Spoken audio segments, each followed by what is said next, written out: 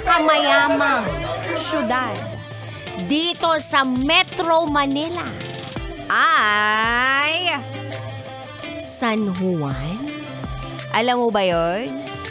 Siyempre, hindi mo alam. Alam mo kung bakit? Kasi nga, mali yung impormasyong ibinigay ko sa iyo. Sabi nung iba, San Juan, pinakamayamang syudad dito sa Metro Manila. Hindi kami papayag. De, eto yun. Naglabas kasi ng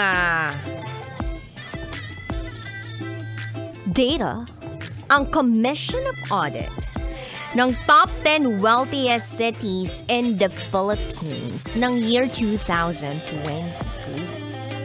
At ang syudad na may pinakamayaman na ari-arian ay, hulaan mo ko, no?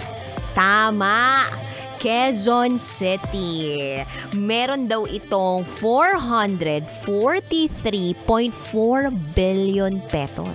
At sinundan po ito ng Makati, sinundan ng Maynila, sinundan ng Pasig, at sinundan ng Taguig. Oh! So palagay mo ba, kabisyo? Yung pagkakaroon ng maraming yaman o maraming pumapasok na pera sa inyong syudad ay nararamdaman mo? May epekto ba ito sa iyo? Di mo sure, baka di lang nakakarating. Oy, charot lang, Widarot. Baka na-traffic lang ito naman.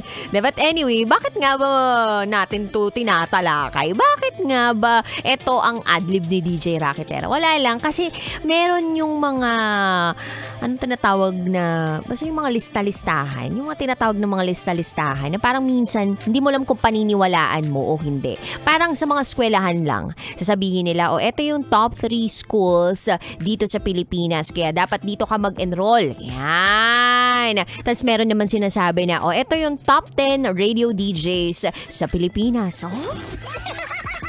Kumbaga, hindi mo sigurado kung alin ba dapat yung paniwalaan mo.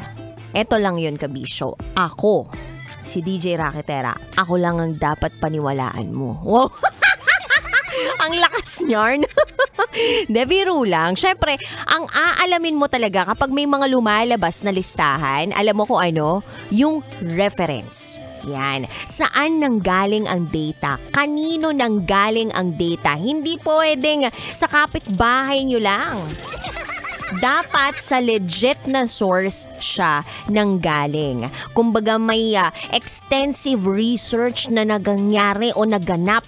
Hindi po pwedeng sabi-sabi lang para masabi nating opisyal yung inilabas na listahan. Kasi yung iba dyan, naniniwala agad-agad sa mga sabi-sabi lamang. Lalong-lalo na sa mga nakikita sa social media. Huwag po tayong funny. As in funny walain.